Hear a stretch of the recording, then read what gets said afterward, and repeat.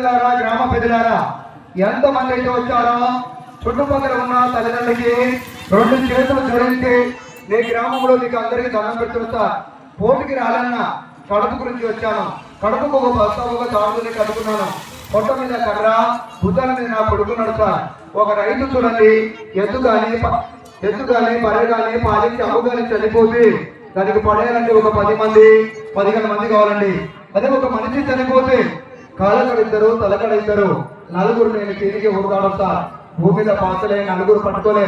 వీడు ఉన్నాడు పక్కగా ఉన్నాడు కానీ 49 కిలోల బరువు ఉంటాడు. కరుణ ఆపాలి, మనసుని ఆపాలి. కరుణ చాలా బరువు ఉందండి.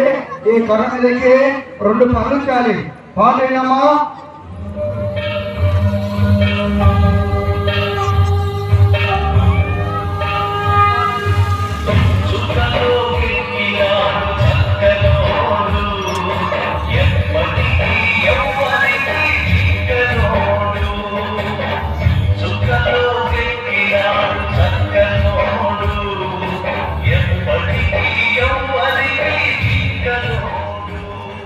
హలో, కొడుక ఎక్కావా? గ్రామ పెద్దలందరికీ దండం పెట్టు.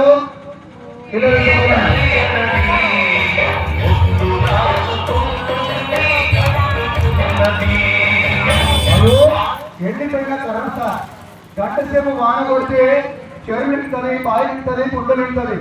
కానీ జానుడ పంట నిండగా ప్రమాదమైన పని. జారి రోడ్డు మీద పడ్డవా దెబ్బకే చనిపోతా బిడ్డ. నీ కష్టం చూసి సార్లు, మేడములు, టీచర్లు, రైతులు 10 వందలు సాధ్యమండి. ఆ కర్ర మీద పట్టుకోవాలి. 2 సభలు